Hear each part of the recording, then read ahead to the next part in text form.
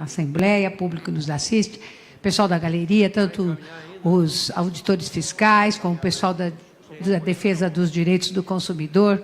Aos auditores, quero mais uma vez cumprimentá-los, os fiscais, por estarem aqui firmes, fortes na luta, sem desistir da causa. Isso é muito importante e tenham vocês a minha admiração, porque toda terça-feira, religiosamente, tenho visto vocês aqui e espero que vocês continuem frequentando essa casa, conversando nos gabinetes, falando com todos os deputados, para ver se finalmente o pleito de vocês possa ser atendido, porque é um pleito justo e que faz com que São Paulo, que é um estado mais importante da nação, possa se igualar a outros estados que são muito menos, com uma arrecadação muito menor do que o estado de São Paulo, mas já resolver o problema do seu teto. O estado de São Paulo, de uma forma tão estranha, até o momento não resolveu. Então, a gente vai continuar trabalhando, vai continuar insistindo, e a presença de vocês aqui é muito importante, porque ela, inclusive, nos dá muita força, nos motiva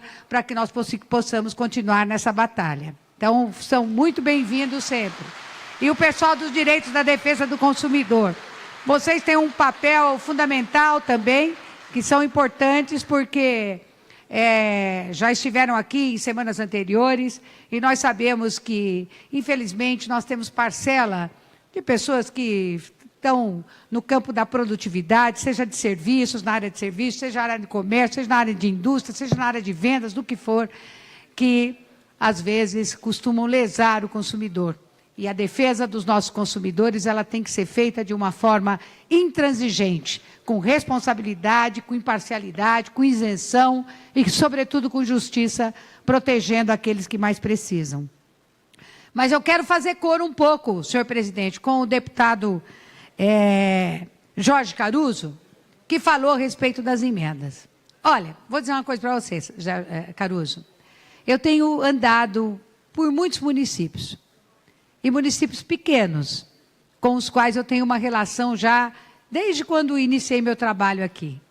E tenho ficado penalizada da situação deles. Na semana passada, para vocês terem uma ideia, eu fiz aqui uma audiência pública para discutir a questão dos conselhos tutelares. O papel dos conselhos tutelares, o fortalecimento e políticas públicas nessa área, já que eu trabalho com isso já há bastante tempo. Deputado Wellington Moura, eu liguei depois para alguns prefeitos, eles disseram assim, eu falei, puxa, mas vocês não mandaram ninguém. Deputada, nós não tínhamos condições de pôr um combustível no carro para deslocar nossos conselheiros para São Paulo. Ou então nós não tínhamos carro. Ou então eu ouvi de um prefeito de uma cidade que eu morei, inclusive, Borborema, ele me disse o seguinte, ele falou assim, eu tive que pôr o meu carro para levar um paciente para São Paulo, um paciente em estado grave, porque eu não tenho uma ambulância funcionando no meu município. E a situação dos municípios é desastrosa, é precária, é lamentável. E cabe a nós também, nós não vamos resolver os problemas de todos os municípios, mas nós vamos, pelo menos, contribuir na redução dos seus problemas. Porque não é possível que continue essa história. Ano passado, nós já não tivemos praticamente emenda nenhuma liberada. E eu quero aqui engrossar também aquilo que o deputado Alencar Santana falou. Eu também acho que não preciso de emenda para poder legislar. Antes da interrupção para verificação de presença e, posteriormente, votação, a respeito da situação de penúria das prefeituras, que não tem absolutamente recursos para nada, e que certamente a destinação de verbas de qualquer um dos 94 deputados desta casa, seja na área de saúde, seja para comprar um veículo, seja para fazer uma reforma numa creche, seja para comprar um trator, para ajudar no recap, enfim, medicamentos, tantas coisas que as prefeituras estão precisando e que estão com um orçamento muito enxuto, muito reduzido, queda na arrecadação dos municípios, e elas não conseguem colocar em prática, às vezes, minimamente, o programa eleitoral pela qual os prefeitos foram eleitos, sobre o qual os prefeitos foram eleitos. E o governo do Estado simplesmente não sinaliza nada.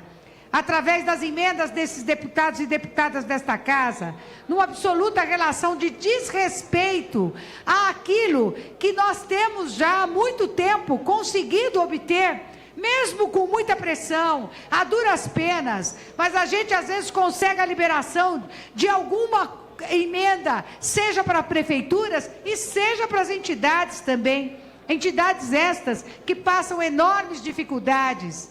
Muitas delas, inclusive, fechando suas portas, porque não tem mais como exercer as suas tarefas, uma vez que os recursos das prefeituras já são parcos. E do governo do Estado secaram. E aqui, a nossa bancada é a bancada que menos se importa, na verdade, com as nossas emendas. No entanto, nós sabemos que, como já disseram aqui outros que me antecederam, são emendas que não serão utilizadas por nós.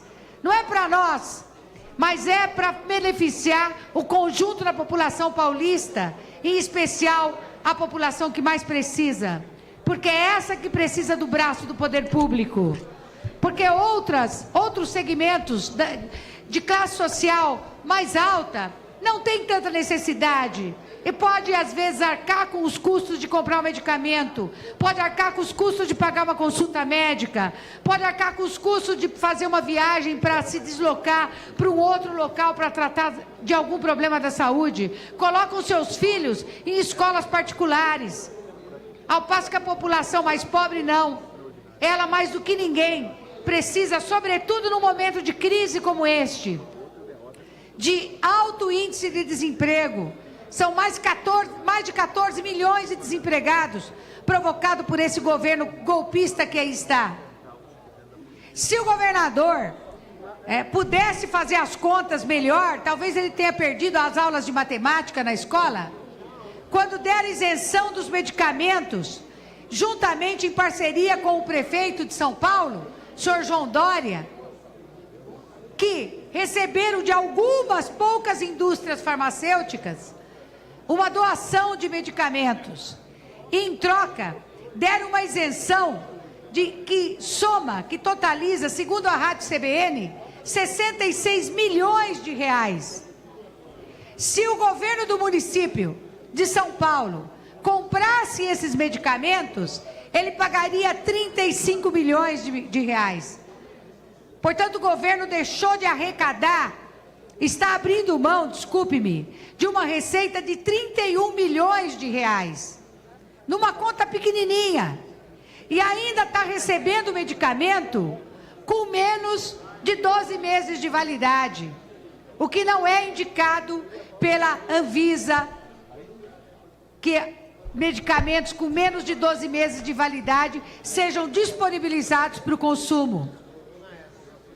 E a reportagem dessa mesma rádio percorreu dezenas de unidades básicas de saúde e constatou ali que medicamentos que haviam sido doados já estão quase para serem expirados no seu prazo de validade. Se o governo pudesse fazer essas contas, certamente essa diferença de milhões de reais poderiam ser redistribuídas para os municípios e para as entidades paulistas. Entidades como a PAI, entidades como abrigo de idosos, entidades que cuidam de criança em situação de risco, recursos a serem voltados para educação técnica. É tanta coisa que poderia ajudar. E, no entanto, o governo desperdiça isso e mais. Ainda vai gastar R$20 por quilo para poder, porque o descarte dos medicamentos ficou também sob responsabilidade da Prefeitura de São Paulo. Pela ordem, deputado Carlos Munhoz, só um minutinho a oradora.